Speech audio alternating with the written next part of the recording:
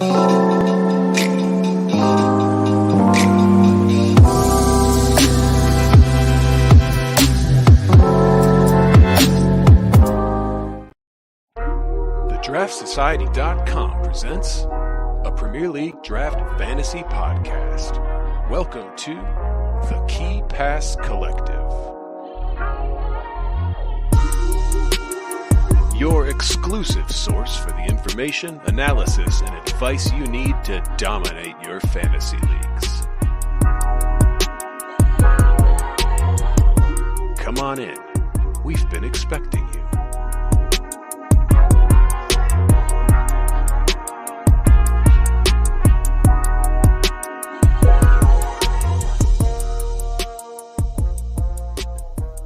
What's up, draft heads? Welcome in. Hope everyone is doing well. Draft Alchemy, Omar, what's going on in the chat? Welcome to everybody. If you're joining us live, do say hey, please, in the chat. We're so happy to have you. Welcome into the KPC. My name's Joe Williams. I'll be your host here for this particular episode. Banta Baby in chat is saying hey, what's going on? If you're just tuning in for the first time, you'll notice that we have a live stream going, which is amazing. Check us out. Usually Wednesday nights.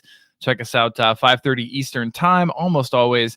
And if you're listening to the podcast version of this, consider joining the live stream sometime. It's awesome. It's a good time, as you can see with everybody who is already saying hey in the chat. We'll have some good bants throughout. Pubs with Thab, what's going on? Hey everybody. Thanks for joining us. Draft Espresso. Hey, how are you, man? All right. Reminder, this is your audio companion to the Draft Society website. Let me pull this back up on the screen. This is good audio if you're on the podcast. All right. DraftSociety.com. What in the world is that? It's our site that we're pretty proud of, to be honest. We've built it from the ground up, and it's basically your one-stop shop for everything draft, everything that you could possibly imagine. Based on the draft game and to help you just dominate your leagues. So you're talking consensus rankings, waiver wire articles every week, Sleepers 11, weekly articles, draft statistics that go really, really in depth that you're not going to find anywhere else, articles on how to set up your league, Draft 101. All these things are completely free on the site, DraftSociety.com. Check it out. And then if you are willing, or if you're thinking about potentially wanting to support our work and what we do a little bit further, we really appreciate anybody who is interested to join the inner circle. And that's going to give you a lot more benefits. We're talking rest of season player rankings. We're talking player points projections, sortable consensus rankings, which will be updated here quite soon, as we've got another set of consensus that's going to be top 50 by, I think it's going to be at least 5 different analysts, maybe more this time. So yeah, I'll get to that in a second, Omar. We've got everything on there. I mean, I'm leaving a lot out, but I cover it every single week. So this is not a recording. This is literally me asking you to check out the Draft Society and check out the benefits of the Inner Circle if you are willing to support an independent fantasy football website. And of course, if you join for the season pass, you are going to get the fantasy toolkit, which is bespoke to your particular Fantrax ID. Literally, it's going to give you recommendations in terms of who to pick up, who to trade, what the trade value is of your players, fixture difficulty tracker, all of that in an app that was designed by DraftLad. It's incredible. It really is amazing. And so if you join, and there is currently a sale actually for Draft Miss. We're still celebrating Draft Miss around here. We never stop, to be honest. And so there's still a sale going on, $30 for the rest of the season. If you are so inclined, we would greatly appreciate it. If you want to support us, and again, you would definitely get that fantasy toolkit as well. So yeah, there you go. There's the intro. Let's talk about today on the KPC. We are going to have a quick discussion about transfers. There's not really a lot going on, to be completely honest. But we are going to talk about transfers. So we'll start with that. And then we've got a bit of a true and false section. We haven't done true or false in a while, so we'll do some true and false. Controversial statements, which we will kind of basically weigh in on and say whether or not we believe them to be true or false for the rest of the season. And then we have GW21 waiver wire / stashes / streamers, all that stuff. And then, of course, if you're joining us live, hit us up with questions in the chat. We would love to cover those as best we can as we go along, and just kind of throw things up on the screen. Omar mentioning that I'm not in the room where I currently or where I usually am.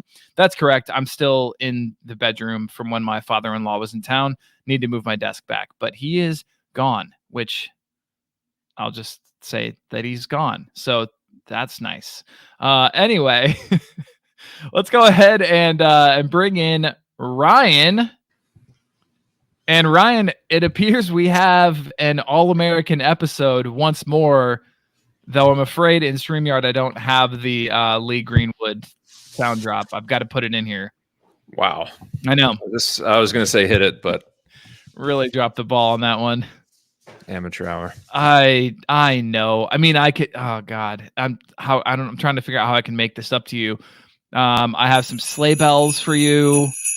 I have what's in the box? What's in the box? What's in the box? What's in the box? I don't know, man. It helps, but it's not patriotic enough. It's not. You're right. It's You're right. just, it's not going to scratch that itch, but we move. Yeah, it's okay. It's okay. I have an ominous heartbeat, apparently. I don't know where some of these even came from. We'll have to use the ominous heartbeat at some point. How's your new year, man? Okay. Went home to Ohio for Christmas, and then we went down to Miami for a few days for New Year's. Spent some time with family. It was good. How about you? Yeah, it was. I mean, yeah, it was solid. Like, we're back in school now, which is actually okay because we've got our house back. Everything's great here. I sense a theme. Yep. It's fine. Every couple of years, it's nice to have the old man down, and he's got a good heart. Just a little bit messy and always watching TV at all times. So, is what it is. No. We got some like OGs in the chat today. Like, obviously Omar, Pubs with Ab, Draft Alchemy, you guys, Draft Espresso. I mean, you guys rep us pretty much every single week. You guys are incredible. But Draft Tash up in the house. What is going on, man? Good to see you again. And then Josh, how was the half day yesterday? Yeah. So we had a pretty wild storm here yesterday, and school got called off early. We had a 3-hour early release, which is what Josh was referring to there. It was great. It was really fantastic. So yeah, but did the power go out or what? They had some heavy rains here, so there was some flash flooding stuff, but nothing really happened outside of that. Yeah, a bunch of people lost power. The storm came all the way down from way south, and I guess people in Florida were losing houses, and it was really bad. Here it was like really, really high winds, and so yeah, power went out in several places. Actually, in school this morning, we didn't have power for a couple hours, so we were sitting in the dark. It was really awkward. So yeah. Anyway, Herman Van Hermit. Hey, man. New to watching the pod, longtime user of the site, Twitter follower. Awesome. We appreciate you. I saw earlier you said you also liked the fantasy toolkit. So thanks for the support, man. We really appreciate it. Yeah, and everybody in the chat's obviously gonna say welcome because we're a friendly bunch here. All right, Ryan, let's jump into this here. Okay, transfer reactions, and of course, I mean, Timo Werner, just entered the player pool in Fantrax, and you and I have the curse of having to react to these things on the pod, and this could not be worse timing, honestly. And so, are we going to tell the people what we really think, or do we want to? I mean, people would be surprised, I think, what I think. Yeah, let's talk about it. So I'm willing to be an open book. It's okay. All right, Timo Werner coming into Spurs. It is a loan with no obligation to buy. Although if they want to buy, they can have him for something like 13 to 15 million. Yeah, it was like 15 million euros. So they got like 12, 13 million pounds, which is crazy. Although he's getting up there, but he's still 27. Like he should be peaking right now. Yeah. Okay, so he should be. I caveated it. Yeah, how has his season gone thus far? Pretty poor. From the looks of it, it sounded like he was a previous manager by he had a good season back in Germany last season. Manager got sacked, and the new manager hasn't really fancied him. I saw a athletic video on this. It sounded like it was more kind of structural system wise. He plays a different system that Timo doesn't really fit into, and they kind of started off pretty well under the new manager. And so there was, a if it ain't broke type thing. So, and I think he had a minor knock. So just hasn't happened for him this season under the new manager. So mixed bag, I'd say. Okay. So you mentioned play style and Timo not necessarily fitting in. I think it's probably a really good transition into everything that I've read talking about how well he's going to fit the Ange system. I know. I hate it because I keep reading like more and more things that gets you a bit hyped about this transfer. Right. But in our heart of hearts, we saw so many sitters missed at Chelsea. And then you add Spurs into it, and it's just like, there's no way this works out. But I mean, there hasn't really been in those attacking positions, there's not really been a Spurs asset that doesn't score well in fantasy. Yep, exactly.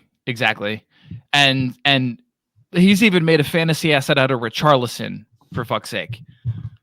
Yeah. Like, I mean, more or less. As much as you can be, yeah. I mean, very goal dependent players, even like Brennan Johnson previously, right? Are getting returns and are even ghosting a little bit under Ange. And so it's like, yeah, I mean, I get the temptation. I don't know.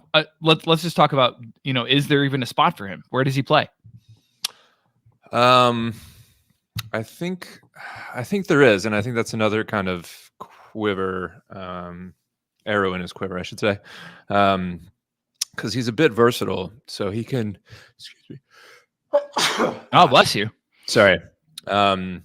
We just took the Christmas tree and everything else down, so I think there's some dust floating about. Yeah. I think, the fact that he's a bit versatile helps him, because I think he can play that, for lack of a better word, number 9 role up top by himself. He can also play either wing, I think, and his pace is really deadly, and I think that's clearly the main reason why I think Ange sees some utility in him. So those quick transitions, they can just flood through balls to him. So I think he could play any of the top 3 roles. What I think will happen while Son is out at AFCON, I think he probably rotates with Brennan Johnson and the right, I would say. And then if Richarlison needs a breather, he can come in up top. And then when Son is back, I think he might stay there because Son will come in on the left and Richarlison will be up top still. So, yeah, I think. And you think so? Are you saying you think that Kulu keeps that like kind of 10 role he's been playing? I think so. We've got Madison comes back. Yeah, of course. That will change things. And there's a very real possibility that if and when everybody's healthy, that he just doesn't have a spot. In which case, it's Richarlison up top, Son on the left, Kulu on the right, Madison in the hole. 10. Yep. Yeah, and there's just no room for him. But yeah, given the injuries and rotation and everything, like. I think he has the chance. I think he's going to have it's going to be the rare opportunity that when a January transfer comes in, he has immediate opportunities to prove himself, and if he does, then he can stake a claim for one of those roles, and if he doesn't, then he'll be useless.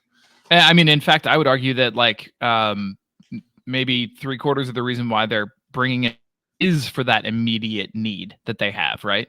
Yeah, there's a potential there's a weird scenario that you could trade high in a couple weeks, potentially. Did I lose you? Oh, sorry, I froze for a second. What'd you say? My bad. I was saying there's a weird scenario in which you could possibly trade high in a few weeks. Oh, sure, yeah, absolutely. If he hits the ground running, people are hyped about him, but you're scared about obviously Sun coming back and Madison coming back. Yeah. You don't want to deal with it then. I think that's your best bet. I mean, I was looking earlier today. I was looking at our fixture difficulty tracker that is included in the fantasy toolkit, and when you look at forwards, give me 1 second. I'm just pulling it up. But when you look at forwards and you go basically from now until the end of the season, which I know is a lot of game weeks, clearly, but yeah, looking at forwards, let's see. Tottenham are 5th bottom. And the stretch between like now and game week 30 is pretty brutal. I mean, it includes going away to United, which I know United aren't what they used to be, but away to United, facing teams like Brentford who are organized defensively, facing you go away to Chelsea, you go away to Villa. So I mean, it's just like, yeah, I don't know. I think you're right. I think there could be some opportunity to trade him out. But then the question is, to get him in, how much are you willing to pay? The $1 million / $2 question. I wouldn't, despite everything we just said and his ability to potentially do something, I just don't think more than a couple bucks is worth it. That's very good. Pubs with Ab, and maybe an all-timer in the chat. He says very versatile. He can miss chances from the left and from the right and from the middle. Oh no, I added right. From the left and the middle. Because it's true. He can do it from the right as well. Everywhere. Yeah. He's an ambi turner. Yeah, I mean, oh man, I guess it depends on how much fab you have. Free agent budget for those who use it. I'm in the position in one of my leagues where I have a vast majority of fab, like 160, I want to say. Because I built up my war chest. I missed out on JWP. Yeah. And I've followed my nickel and diming to the point where I'm Daddy Warbucks. And I still don't want to do it. So, right. No, I totally agree. So here's my question for you. Do you believe that there is a transfer this window that will be worth more of your fab than Timo Werner? Yes. You do? Oh, interesting. Okay, yes. This is a precursor to one of the true and false questions. If I didn't, I wouldn't, Okay. I wouldn't say what I just said in terms of value and everything. Interesting. Because I don't know. Predicated upon someone better coming along. I don't know that I do. Always a crapshoot. Could very well be this is the highest profile. I mean, I remember some windows. Renato Sanchez is always my go-to because that was the one season early on that I saved up all of my fab for the January window, and late January was forced to spend it on him because he was literally the pick of the litter at Swansea, and he did absolutely fuck all. Yep. And I've never done the hoarding since. Although, as I said, I'm in a pretty fortunate position right now. So, I mean, I unfortunately still have, I don't know, maybe 65 in a league and 45 in another league, and I think I'm just going to keep those for nickel and diamond week in and week out. I don't know. I really don't think this is going to be an active window at all. Yeah, people tend to think that, like, if you have Fab, it loses all of its value come February 1st, and that's just not the case. Like, again, the nickel and dime approach, like we see it every single week that there are 2 or 3 waiver wire additions usually that everybody wants, and the way to get them is to throw a buck or two on them, and that's going to get even more prevalent as the season progresses, and there are double game weeks and yada yada yada. So, like, having 40 in March, like, helps. I mean, yeah, like, what, 3 weeks ago, maybe, I put 2 on Lyle Foster, and I kind of see him as, a forward 3 that I'm going to hold probably for the rest of the season, to be honest. And it's guys like that, right? Like, I mean, I told you, I picked up a Stupinian 2 weeks ago for 7. And it's little transactions like that I think might be worth holding onto your Fab, because I really don't know. I mean, this is just my opinion, and I guess it's informed by, I listen to a lot of transfer stuff. Like, I on my commute, I listen to Fabrizio. I listen to the one from 90 Min. I think it's called the Transfer Window. I listened to the Sky Sports one with Darmasheth. I listened to a lot of them, and they are all basically saying, like, yeah, this is going to be a dud of a window. So I don't know. Yeah, I don't know either.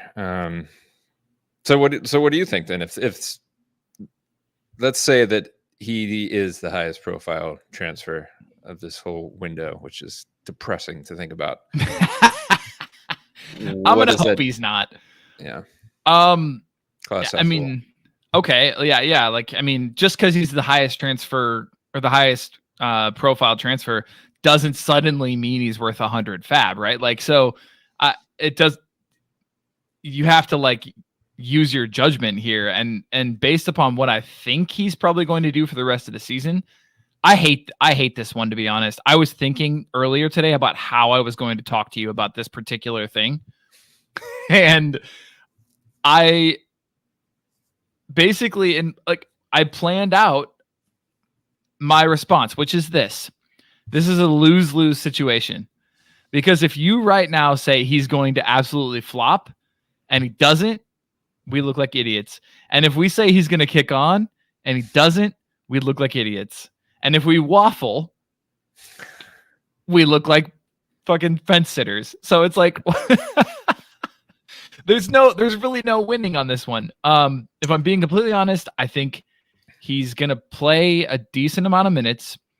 I think that, I think he's going to rotate a decent amount.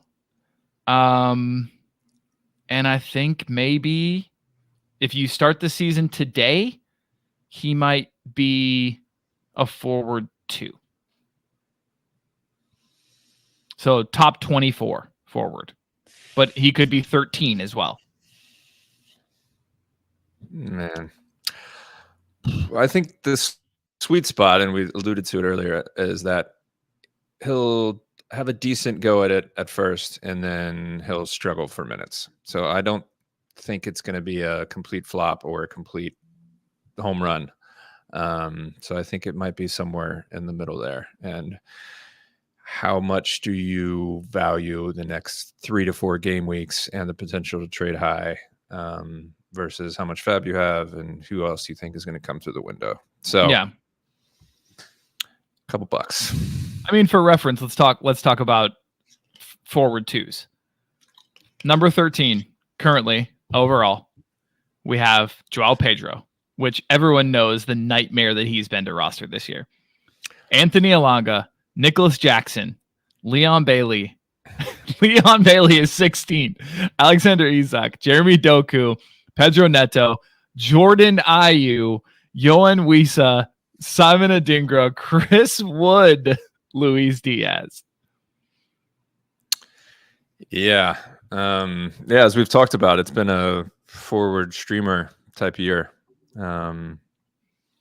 which again doesn't bode well for spending a lot of money on him, given that the forward pool is actually pretty deep this season.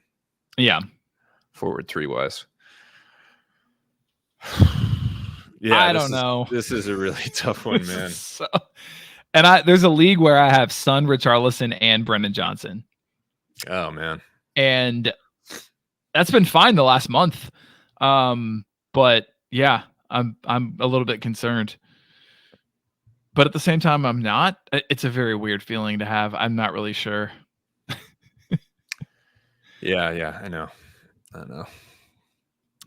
So, yeah, I don't know. I mean, I guess we kind of just there's not a whole lot else really to say about it. Okay, what's your over under on goals? 3. Ooh, okay. If that's your over under for me, that says a lot. I mean, what's yours? I mean, I saw a highlight of all of his Chelsea Premier League goals, and I think it was like 10 over 2.5 seasons or so. Yeah, I mean, the argument, of course, is Ange Ball and whatever, and mate. I thought 3 was pretty good. I mean, if you factor in that he's probably going to start 10 games the rest of the season tops, 3 out of 10, it's not bad. And I wasn't thinking about this at all. But there's like 17 game weeks left or something, 16. So 3. It's not. I mean, that's not somebody I want to. All I'm saying is that's not somebody I want to spend 70 fab on. You know. Oh, don't let me dominate with pessimism. What's your over under, do you think? I guess I was thinking like 5, maybe. Yeah. But like, what about more fair. What about goals and assists? Yeah, I think he's got a bit more opportunities for like layoffs and yeah, just crossing into the box. Maybe like 6 assists, the 5. Pullback. Yeah. So I think like 8 to 10 goals, assists rest of season is probably a good over under. That's not terrible. No, it's not. It's not terrible. All right, we can put a bow on it, but Omar has a question quick. Are you dropping Diaby, Doku, or Gakpo for Timo? Probably not, but Gakpo would be... Gakpo's close. Yeah, Gakpo. Not with Salah gone for me, but... given that Gakpo is going to be kind of featuring during the same time that Timo is going to have his chance, it's probably not a good investment. Yeah, it's a bummer, unfortunately, because if this were a month ago, I would say drop Gakpo in a second. But yeah, it's bad timing, and he scored today. Fucking beautiful assist from Darwin. Just that's what he does. Yeah, that's what he does. Can't help it. All right, cool. So then we'll move on from Timo. I'm sure there'll be plenty to talk about him. Hit us up on Twitter. Ask us any questions you have about him. We'll be happy to weigh in further if you need to. So we've got Radu Dragusin, center back, also coming into Tottenham. I don't know if it's confirmed yet, but he had his medical today, and I think it's basically all but done. Any fantasy implications here that you care about? No, not really. I mean, I think he's still going to be second choice when Romero and Van de Ven are healthy. So third choice Spurs center back doesn't really do anything for me. No, that's fair. I mean, you can stream him depending on. I'm curious about his stats and fantasy points in Italy for just like streaming purposes later in the season in a matchup. But otherwise, no, I'm not picking him up just to roster him. Yeah. No, that exactly. Absolutely. All right. One more question from Draft Espresso Live. Gakpo, Jackson, or Werner? Oh, that one's tough. Okay. Jackson's at AFCON, and then there's an outside chance that his job is gone when he comes back. Yeah. Because they bring in somebody. Outside chance. That's my hope. Gakpo's not starting after February. Neither is Werner, potentially. Neither is either of them. I guess you'd go with the kind of sure thing to get minutes in the next few weeks, which would be Gakpo. But Gakpo Werner is very close. That's tough. Oh, that is a tough one. Yeah. I might. If you need the upside, Werner's probably. I was gonna say I might go Werner there only because, they're making a move for him. They're putting their cards on the table here, bringing him in. It's out of a place of need at this point.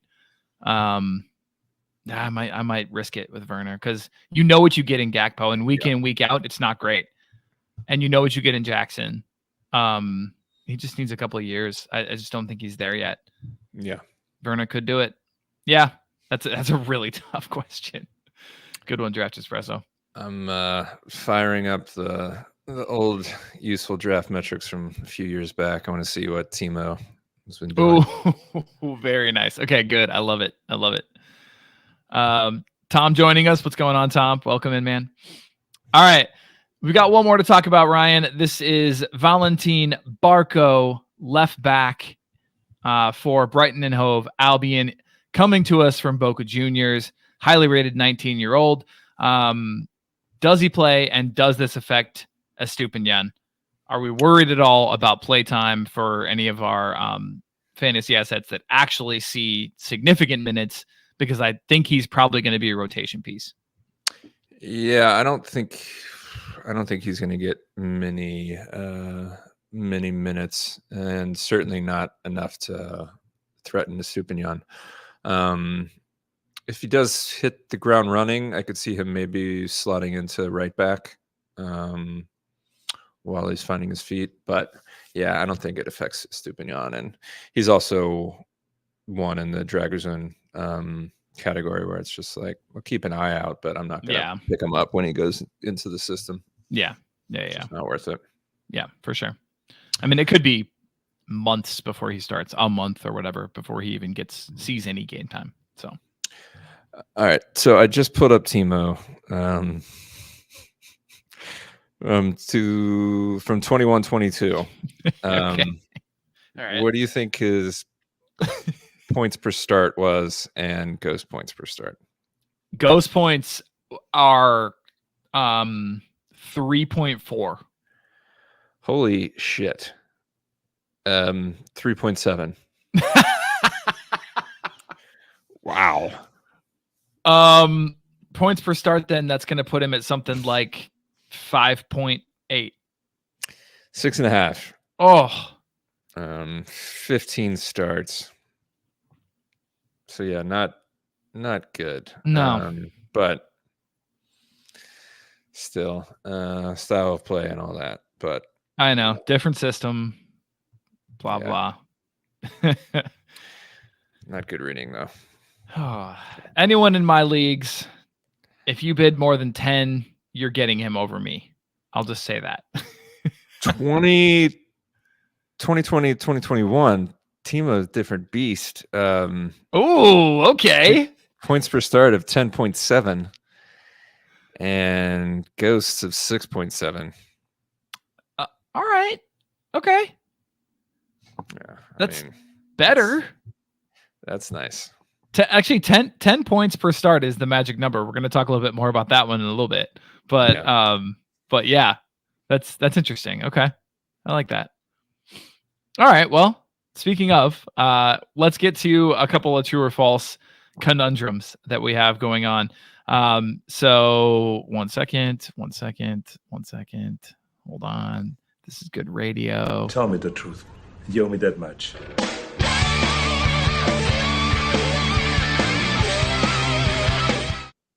Okay, true or false, of course.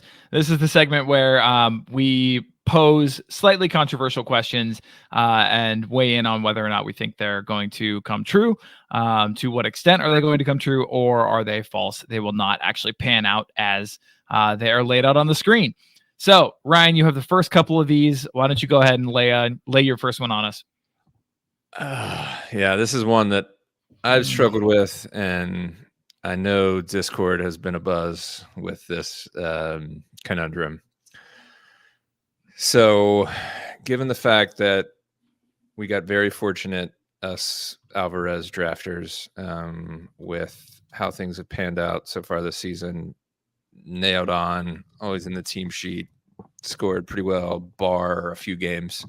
We probably got him in the 3rd or 4th round, so he's been a boon. Yeah. This season. But now that KDB's back in the fold, folks are getting healthier. Does he take a back seat? Is it time to trade high before he starts to lose some minutes? I fall in the camp of no. I think he's versatile enough to play a variety of roles. I don't think it's just a straight swap for KDB, although what does scare me more with KDB is the fact that he would take over set pieces from Alvarez, which has been a nice ghost point floor for the most part for Alvarez. So that kind of scares me. But one, I don't think KDB is going to start enough games for it to really make a difference. And two, I think Alvarez can really play across the different roles up front. So I don't think it's going to be a like for like change with KDB coming in. So it's false for me. Okay. What say you? I'm tempted to agree. We haven't really talked City that much recently, which is interesting because, a lot of times they dominate a lot of the conversation, but yeah, we really haven't talked City as much as we normally do in previous seasons. So let's do a quick little City recap. So as far as minutes over the last month, on Fantrax, you can sort by the last 30 days or whatever. As far as minutes over the last month, who do you think the top players are on City? I'd say Bernardo Silva and Alvarez and maybe like Kyle Walker, someone of that ilk, would probably be the big ones. Bernardo Silva is tied at 270 minutes with Alvarez, with Ake, with Foden, with Rodri. They all have the same amount of minutes. Mm-hmm. Yep. That's so weird. And it is. And then we have Walker. Grealish is up there, 231. Gvardiol, Akanji. We're not really interested in those guys at this point. But then you get down to just nobodies. Even Mateus Nunes makes an appearance at 64 minutes. So I think what we need to discuss is KDB and Doku coming back in. Foden has been lighting it up, to say the least. Mm-hmm. And does he keep that role?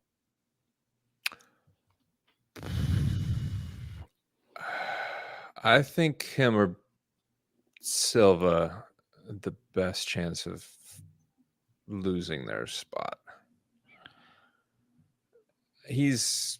Pep's been want to take out Foden at the drop of a hat. He's been like the new Mahrez in terms of like the volatile. He can start 5 in a row and then not for 3 games. So despite his form, I think he's probably interchangeable. Silva, I think, is one where he could go further back in the midfield and lose and keep his minutes, but lose a lot of his value. You go back to the trash asset that he was a lot of last season. Yeah. I guess I'm more worried if I'm a Bernardo Silva owner than I am a Alvarez, although, this is all conjecture. No, I think you make a good point, honestly, there. Although, this year he's just like, was it his role, like specifically? Have we nailed down for sure that, whatever it was last year, it was his role, and that's the reason why he struggled? Was it just form? Was it just, it's hard to say, because like if you think about it in terms of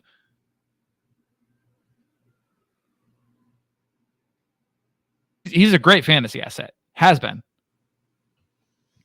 Aside from last year. Yeah, I don't know. I just remember eye test last season that it just wasn't happening. I thought it was mostly due to his role. He wasn't really in and amongst the front three, so not sure. All right, so they've been lining up. Let's see. It's been basically Alvarez leading the attack in what is normally the Haaland spot, right? Yeah. And Haaland is back. So that's spoken for. We have Grealish on the left wing, Foden through the middle, Bernardo Silva on the right, which will be the KDB role when he starts, right? No? I feel like KDB will probably be further back, closer to Rodri and that midfield too. Oh, like where Nunez started a couple matches ago, or Yeah. That Kovacic. Okay. His slot. Even like Rico Lewis has been there a couple matches. Yeah. Okay, interesting. And check out what they were doing when Haaland was healthy. Alvarez still had obviously a nice role. I think Alvarez was on the left then, right? Wasn't he? I think he was on the right with Doku on the left. Let's see. When did Haaland get injured? Oh, here we go. I got you. Yeah. All right. So this is against Man United, where they beat them 3-0. This was the day before Halloween. Haaland, Grealish on the left, Alvarez through the middle, Foden on the right, Silva and Rodri. Yeah. That's, I think, a better representation. And so, KDB will usurp that silver role with Rodri, and then the whole and right side will be open, in which case I think Foden has as good a chance as anybody to keep that number 10 middle role. And sure. I still think Alvarez on the right will be preferred. Yeah. So I think I'm with you then. Yeah. I think in which case Bilbao loses out then. Bilbao loses out. If you're convinced that, although, I mean, that's hard for me to say that Bilbao loses out because Pep loves him so much. This is why I'm nervous about this. I mean, he's linked every summer. He gets so many minutes. Just because he's so versatile, he can play anywhere. So if there's injuries, throw him in there. But if everybody's healthy, true. I don't know. I mean, either way, I think I'm with you in that if you're going to tell me that KDB is, kind of in that double pivot role, with Rodri, then that still leaves that right wing open. And I think that if I'm an Alvarez manager, I'm keeping him.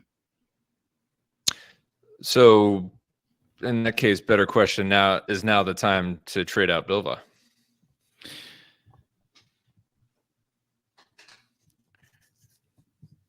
Yes.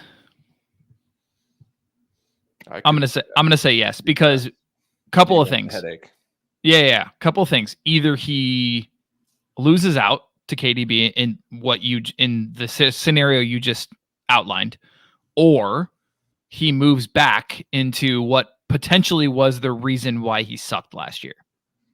We don't know for sure what the reason was, but maybe that was it. And if that's the case, then you want to get rid as soon as possible. Yeah, I think we cracked it. I like it. Nice. Couple of fucking Sherlocks over here. Yeah. I love that. True detective line. Yeah.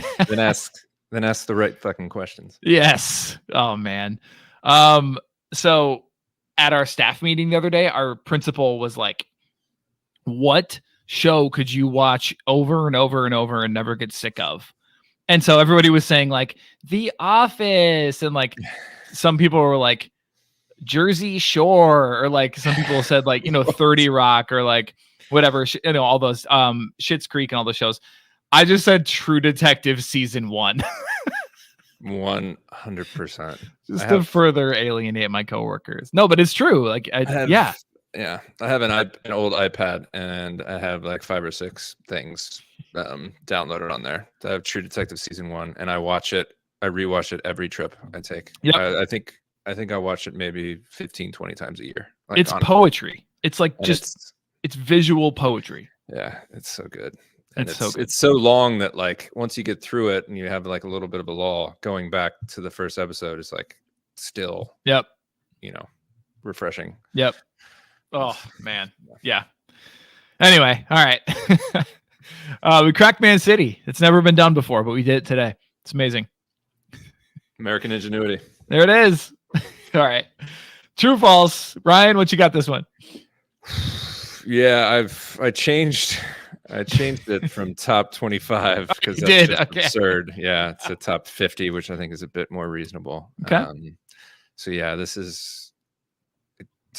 dovetails with what we kind of talked about earlier in terms of what kind of window this is going to be. Yeah. So yeah, do we think that a top 50 player rest of season will emerge in this window? Well, I don't think it's probably enough to just say yes or no. I think you're going to have to kind of go out on a limb and say like who you think it might be or like what role in a specific team it might. Right? Like is it Timo Werner? Is he top 50? I don't 50. Okay. I mean 50 is like generous though, isn't it? Like let's see. Not really. I mean, No? top 50, that's a pretty good player. Like, let's see. You're right. Gabriel Martinelli currently is 50. Oh no, wait, Yeah. that was that's in the last month. Sorry, my bad. Hold on 1 second. It'll probably surprise you though. All right, so okay, here we go. Top 50. Declan Rice, yeah. Declan Rice, yeah. Right above him, Isak, McNeil, Bailey, again weird. Nico Jackson, All great Tavernier, players above. Martinelli, Matoma. Okay, yeah, you're right. Okay. Yeah, I mean, you'd be thrilled if a guy you got in the January window ended up being top 50. Yeah, you're right. Okay, I'm with you. So is Werner in there? I don't think so. I don't either. I think he might. Games. I think he's definitely top 100. I think he might even be top 75. Maybe. Because like once you get to 75, you're dealing with guys like Brownhill, Ryan Christie, Sioux Fall, James Garner. Right? Like, okay, I think he could do that. I think he could manage that. Yeah, maybe. That's kind of his over-under, I would say. Okay, so what current position of need could give you top 50 results?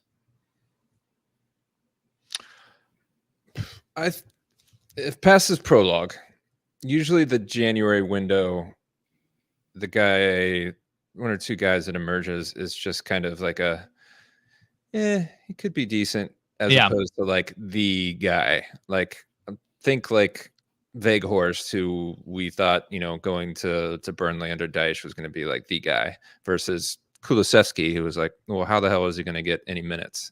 He ends up being the guy. Yeah. Yeah, previous windows, I remember Tielemans came to Leicester in January and just lit it up. Yeah. And nobody knew who the hell he was. So like, it's usually one of those guys where it's like, oh, that's interesting. Not completely under the radar, but not the guy that you think is the premier transfer. Very true. So as Like opposed Bruno's the exception. Yeah, because he was high profile, big club, lucrative role, points wise. Yeah, that rarely happens. So I tend to say true, but I don't know who it's going to be. Yeah, no, same. Tom mentions West Ham left winger. I was thinking West Ham striker if they bring one in. I think could easily if they find somebody who can actually put the ball in the freaking net. Yeah, but will that be someone like Eddie that's already in the league, or will it be someone we can actually get off the wire? Well, that still counts, doesn't it? I mean, if Eddie goes to Palace, then is he a top 50 player? I think it's close. Could be. Yeah. If it hits a purple patch. I mean, he'd have to score because we know how he Yeah. scores. He'd have to score goals. Yeah, he'd have to. But that's an interesting shout. I mean, interleague transfers, right? Like, yeah, it might be one of those windows. I've been adding him where I can, by the way. Eddie. Yeah. Dude, he hasn't been on any of my wires in months. Whoa, really? No. People held him for some strange reason. Yeah. Because I check on him every now and again just to kind of see that he's doing okay. And yeah, he's. What do they call those? Well checks? Yeah, wellness check. Like wellness check, yeah. Where they like come to And, someone's house and make sure they haven't died. Yeah. Yeah, that's what we're doing for Eddie these days. All right. I mean, obviously any of the bank breaking transfers, if Chelsea bring in a top striker, if Arsenal bring in a top striker, that's clearly a top 50 player. Yeah. I mean, that's kind of what you're hoping for. And then, yeah, there's always a few transfers that you don't really foresee that happen and they hit the ground running. So, yeah, it might be one of those windows where you, instead of the one big bet, you put 2 to 3, 7 to 10 fab bets and just hope that one, you have the room, and 2, that one of them hits.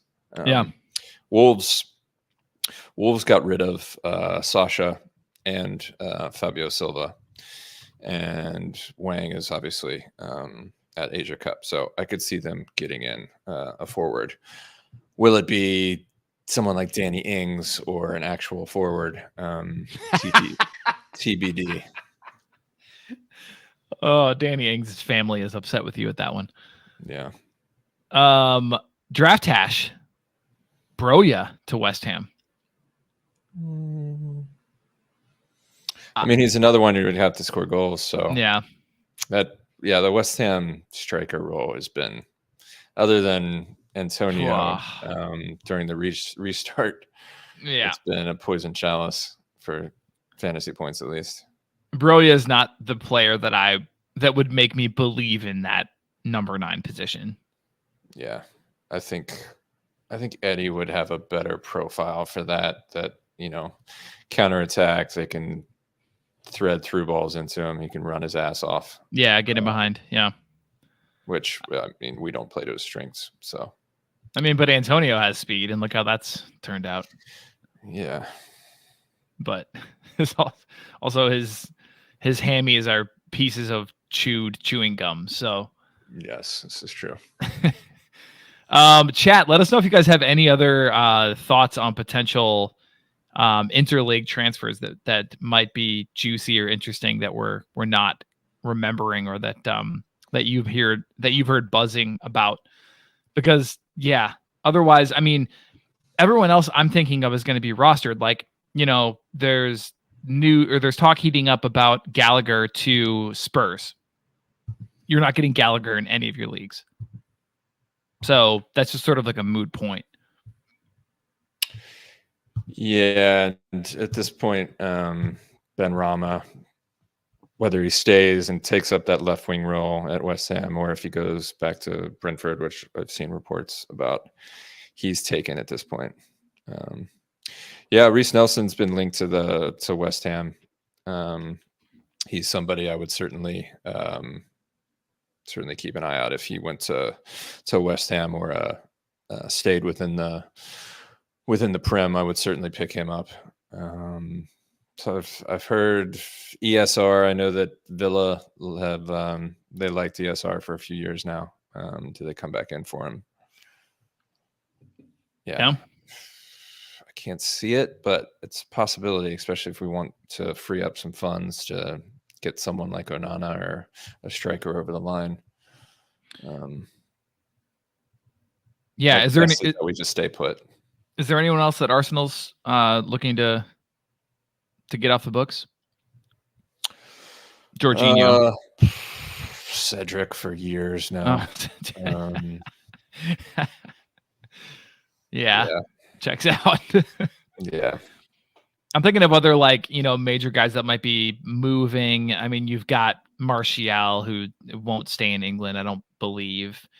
I just saw a report that he said that he was going to stay, which is not surprising given that nobody wants to pay his contract. Oh, he has like 6 months left. Isn't he making something like 270 a week? I mean, yeah. So yeah, no one's going to pick him up, and he's Criminal. obviously not going to take a pay cut. So he's just going to stay put and just ride it out, which is their fault for giving him that. But, I mean, they gave you the contract, man. Go for it. So he'll go for it. He'll stay put, I'm sure. Yeah. Pubs with Ab talking about Ben Rama to Brentford. You just kind of mentioned him, but I mean, we know what he can do when he gets a chance and when he gets minutes. He's very streaky. He'll have hot patches. He'll have, spells where he'll get you 3 a game. But I like him as a fantasy asset if I know he's going to play. Yeah. Yeah, no, I love him at Brentford. If he can get that and he can cross it into Tony. Yeah, I'm in. Hell yeah. Absolutely. He's always good for an assist. All right. Let's do the last one. Okay. By the end of this season, Man United will have less than 2 10 or more point per start players. So for the record, or kind of for a bit of understanding, you just mentioned that Timo Werner, the famous flop in the Premier League, did have 10 points per start in one season. 10 points per start is generally kind of like a player that we look at as being a decent fantasy asset, like somebody that you're going to roster, you're going to kind of hold him. He's never going to find himself on the waiver wire.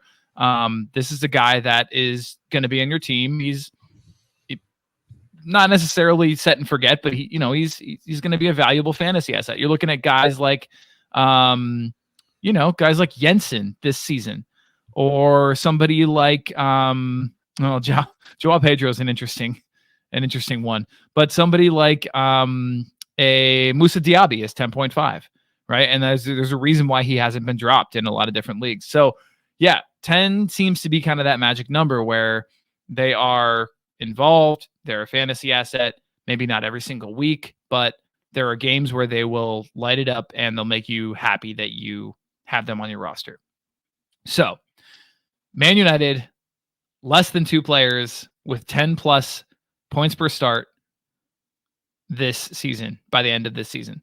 How many, Ryan, do you think they currently have? Oh man.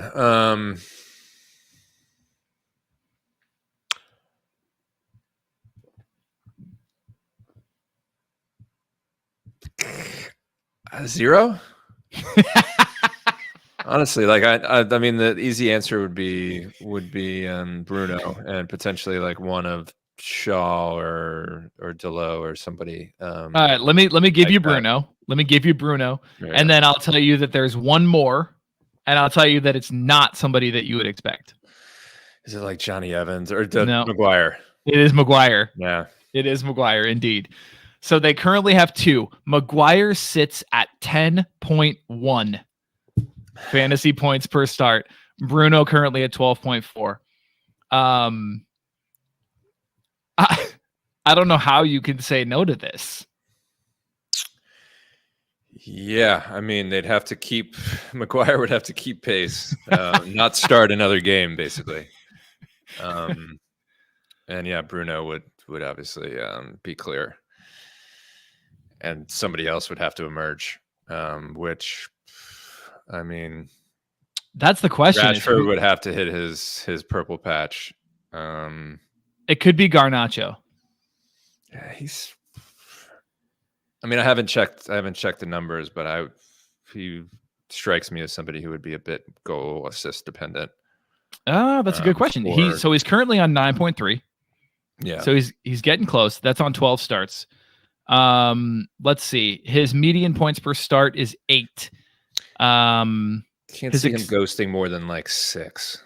Yeah, because his expected points per 90, 10.9. His ghosts, surprisingly, ghost points per start. I was looking at per 90. Ghost points per start, 6.1. Nice job. Yeah, I don't see him eclipsing 10. So yeah, it'd have to be Rashford or one of the fullbacks, you would think. Yeah, Rashford at 8.8. I mean, he's going to have to do some work if he wants to get himself above 10 and stay there. Yeah. This, I think, is just illustrative in terms of we've talked, not ad nauseum, because actually we haven't really talked that much Man United lately, but, we've talked enough about their struggles. And I just think, when you look at fantasy points, there is a correlation between what you see on the pitch and fantasy points, and that's kind of why we enjoy this game and the scoring, like it or hate it, that we've got set up. Yeah, man. Yeah, it's worse than I thought.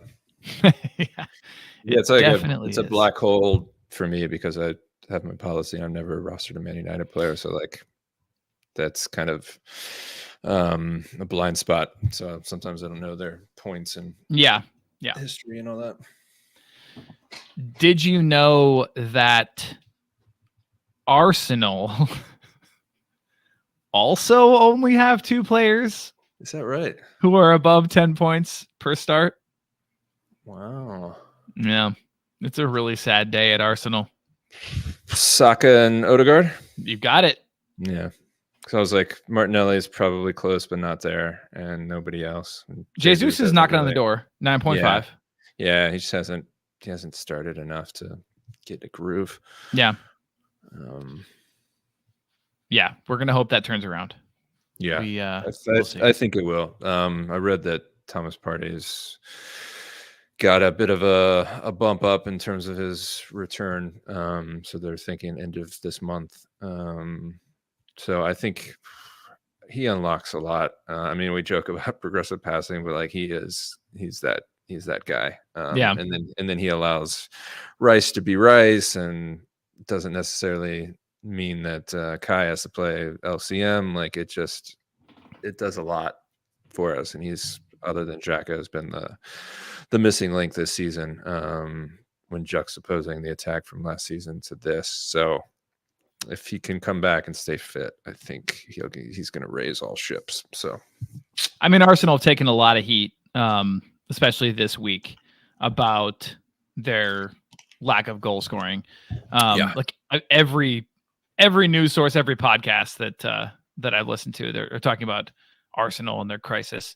But they are, let's see, according to our fixture difficulty tracker, they are 5th and 6th respectively in terms of the best remaining schedule for midfielders and forwards. Yeah, there's a nice little patch coming up, starting with Palace this week, which is why Jesus getting injured is just.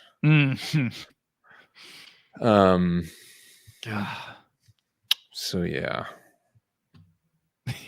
Yeah. Lord, give me strength on that one. Yes, serenity now. He has not risen. No, he rolled back to stone. Right, it's like Groundhog Day. He saw his shadow and went back in. It didn't come out. Unfortunately. Lazarus asleep at the wheel. So sorry. Oh man. All right, Ryan. Let's go ahead and wrap this up. We've got a couple of waiver questions. I think you alluded to, or you mentioned in chat. You responded in chat to this question. Does Gahey have more value somewhere else? Yeah, I've heard of his name floated in terms of a potential transfer target. What do you think about that one? Yeah, I don't think he does enough to be like a consistent ghoster / fantasy asset, unless he went to a defense that got more clean sheets. Yeah. So yeah, not really for me. If you plugged him in the Arsenal defense, like sure, but Otherwise, yeah, I just don't know. Great player though. I love him in real life. Yeah, for sure. All right. And then we'll kick off our waiver talk with this question, because some of these guys are going to come up in the course. I put 20, didn't I? Sorry, it's 21. I'm going back to this one because that's embarrassing. Anyway, so Omar has a question. I'll go ahead and dictate it because it's a little bit longer, but he's saying he needs defensive help. He has Mavropanos versus Sheffield United.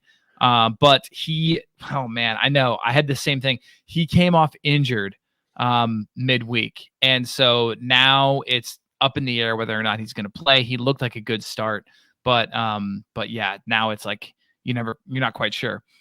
Now he has Trent Alexander-Arnold out, and then Moreno and Malo Gusto are his other ones.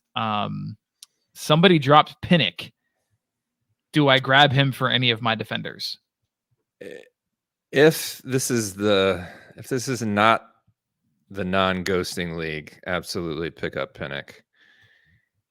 If it is, I don't think so, because I just don't see Brentford keeping a clean sheet, even though they have a decent matchup this week. Okay.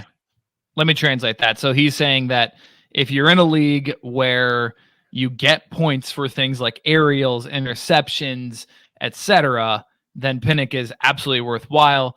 If you're talking about the league that scores like the official game does, the Premier League salary cap game does, where you only get points for clean sheets and attacking returns, then no, not worth it. And I know that Omar is in one of those non-ghosting leagues, so they're very rare, but that's the reason why I caveated it, because I know that he's in one of those. Yeah, which makes it tricky for suggestions. That's fair. He says other choices: O'Shea, Disasi, Ogbonna, Dunk, and JPVH Van Hecke. So actually, we'll put that on pause because we'll get into those here in just a second. Ryan, you want to hit us with your Gameweek 21 streamers? Yeah. Like I think everybody else, the two of the worst teams facing each other, and two of the leakiest defensively facing each other is usually a good breeding ground for streamers. Yeah.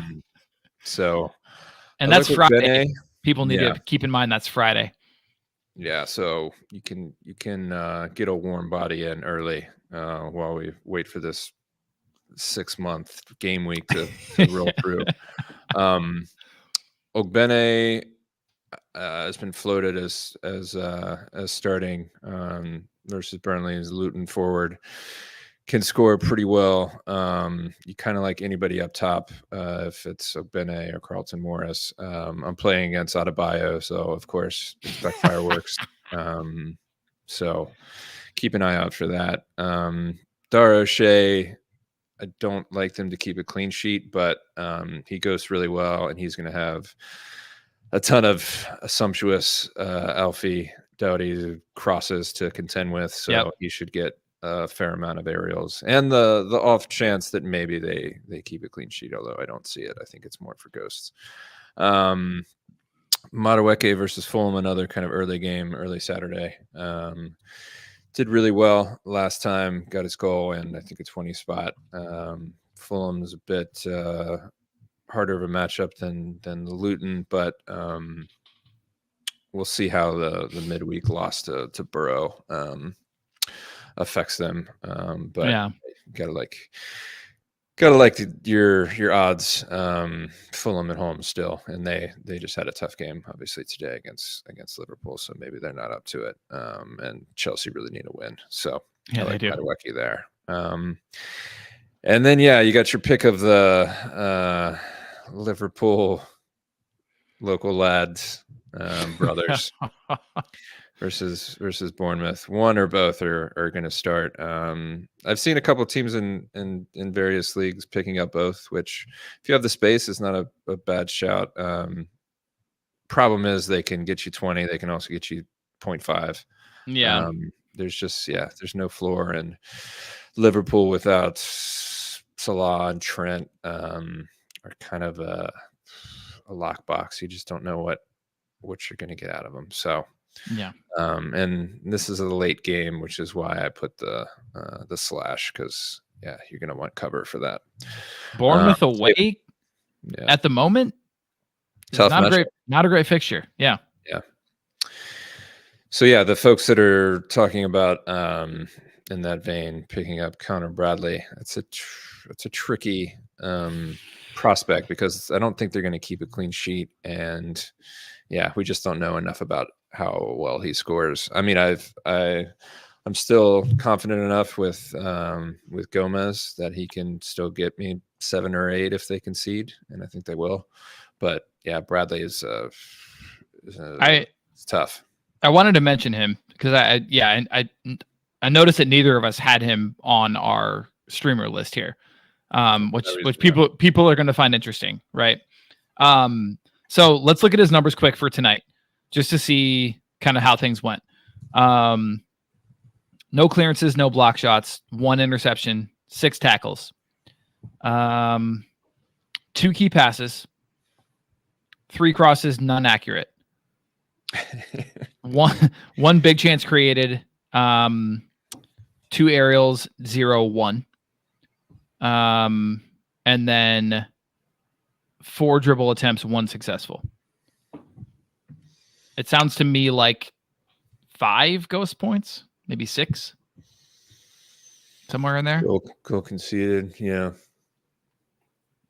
So he would have ended up with something like, maybe 5. Yeah. Which, is not the upside you're looking for. Yeah, that's kind of what I thought. And he's not as free to get into those areas this Trent is, obviously, because he's defensive cover. Yeah. If this was Sheffield at home, I'd say, you know what, roll the dice. But given the fact that they're very unlikely to keep a clean sheet, I just think there's better options. Yeah, for sure. And then, one or both of Buonanotte and Milner are going to start versus Wolves. If you started them both versus West Ham, despite 0 goals, they would have got you 25 combined, just ghosts. So that's crazy. Milner never does that. Yeah. I shouted him out in Ghost Point Hunters this week, and I also streamed him last week because he's a bit different in this left central mid role that he's had to play given the injuries. So he's getting some through balls and some crosses, and also getting a few defensive stats. So he's ghosty in that role. And then Buonanotte is finally getting more than 45-minute cameos. And he was unlucky not to get a return last week. So I like having that cuff, and then playing at least one of them. And this is the last game of the, as I said, never-ending game week. So that's they're good cover regardless, that you can hold on to for the rest of the game week. So there you go. I like that. Buonanotte. I mean, we talk about, some of these streamers that were like, oh, they're only, 13% rostered, and they're rostered in every single competitive league. Buonanotte is available in both of my leagues, just randomly. Really? Yeah. He's one of those guys where it's like he flies under the radar a lot. And I think maybe people are fed up with him from what you were just mentioning, where, he'll come in and play half the game. Yeah. It's funny. I published Ghost Point Hunters earlier this week, and then like 10 minutes later, somebody picked up Milner in my league. Like, love that. Interesting timing. I love that. Yeah. That's awesome. Oh man. Yeah. Like I said earlier, open book, and we just have to deal with it. But hey, is what it is. Speaking of open book, here are mine. So Sinistera has been quietly doing very well lately. Looking at 11 and 17 in the last 2 game weeks. Granted, he didn't start one of those, so you weren't going to play him clearly. And I'm aware he has Liverpool, but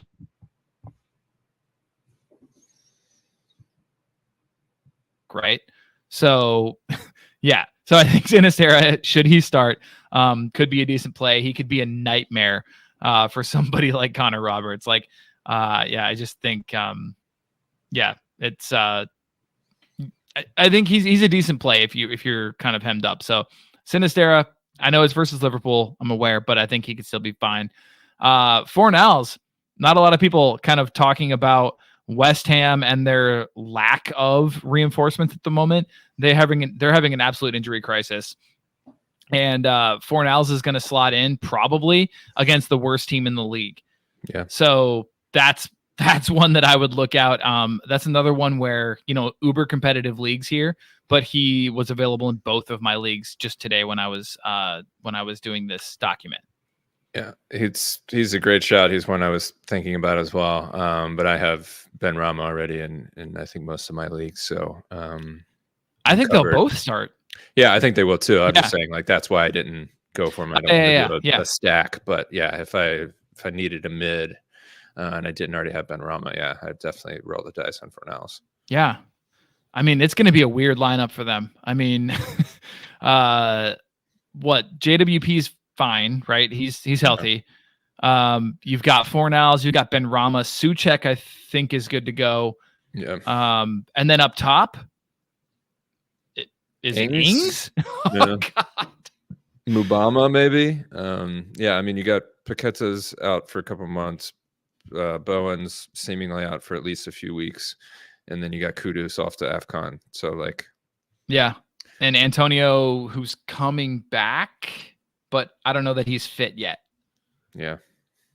But even despite that, well, I guess you might stream him against Sheffield United. You might. Yeah. All right. So there you go. Fornals, Berg Goodmanson, interesting one, only because they're facing Luton. He actually did fine last week. So in a start, he can ghost, and that's really the only reason you're picking him up. If you get an attacking return or an assist, count your lucky stars. But you're picking him up for the 7 to 10 points you might get. He's Sanji's favorite, just like Brownhill. He's your mid 4. He's your mid 5, whatever you want to call him. Adebayo, as Ryan mentioned, someone is playing Adebayo against Ryan, which means that you should also pick up and play Adebayo. He is at Burnley. Again, one of the worst teams in the league. He has been absolutely lighting it up recently, and I'm not really sure why he's not rostered in more leagues because 10.5, 9.5, 9, 14, 12. And now we're going back a month. He's been fantastic. He's been fantastic. I think people are still under their mistaken impression that Carlton Morris is still leading the line for Luton, which is not the case. Yeah, he had his shot, and he was terrible early in the season. So, yeah. And then if you're stuck at defense, I threw Ben Mee in here. It's home again. I mean, it's against Forest, which can be a difficult matchup, but it's not away at Forest, which is an absolute fortress. It's home. So, and he's coming back from, was it a red card? Yeah, he wasn't injured, right? He had a red card. I think, yes. And so, he's back, should be fine. And I wouldn't stream multiple Brentford defenders, but certainly me can ghost here and there. So, those are mine. Ryan, let's quickly look at a couple of questions that got posed. This one, I think you're uniquely qualified to answer. What kind of players would you trade for Martinelli? The owner in my league is down on him. There's a follow-up. I was thinking of offering Morgan Gibbs-White with the recent bounce. I also have Doucouré, Sarabia.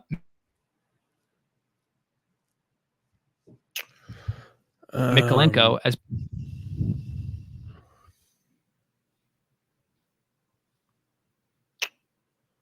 you froze for me, Joe. Oh, sorry. What did you hear? Nothing. I could see the message though. Okay, let me say it so audio listeners can hear. My computer is whatever. It's doing its thing. I was thinking of offering Morgan Gibbs-White with the recent bounce. I also have Doucouré, Sarabia, and Mikolenko as players I'd be willing to part with for Martinelli. Yeah, I would trade. I would be fine parting with any of those latter three. You could start with Sarabia and Mikolenko and see if he takes it. If he does, that's a steal. Because unfortunately, I think Sarabia is going to turn into a pumpkin in a few weeks. With Neto back, and then Huang coming back in. Doucouré, I like when he's fit. I think he's close. I still would do that 1 for 1.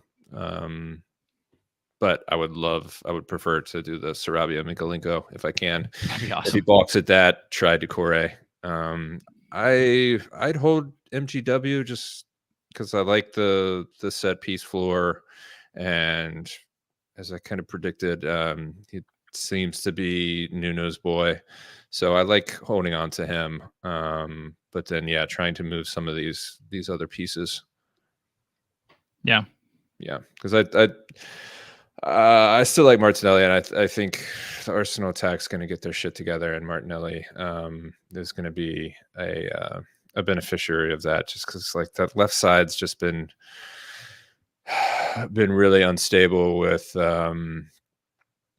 Zinchenko and Tomiyasu and Kivor all coming in and out, and then obviously Kai betting in at left center mid for a lot of games. Like he misses Xhaka and I think Partey more than anyone. So I'm bullish on him having a good second half of the season. And if you can get him for cheap, then I like doing that. They're gonna need him to. Yeah, they're going to need a lot of their players to find form, but particularly they really need Martinelli to kick on. So, I'm as a manager myself, I'm quite hoping. So. So we'll see. All right, let's go quickly through the top 10 ads in the Big 3 leagues. So we mentioned Big 3 because we're talking Community League, International Genie League, and the Discord League. Just so that you guys know what really, really involved managers are up to. And it's going to involve some of the names that we've talked about, but just so you guys can be aware, which players saw the biggest jump in rosterhood, whatever you want to call it, this week after waivers ran.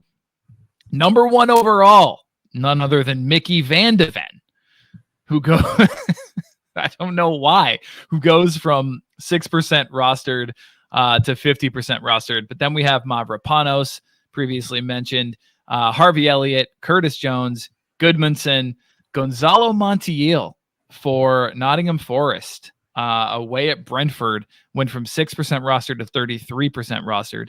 Ben Mee, Dara O'Shea, Alex Scott, that kind of rounds it out.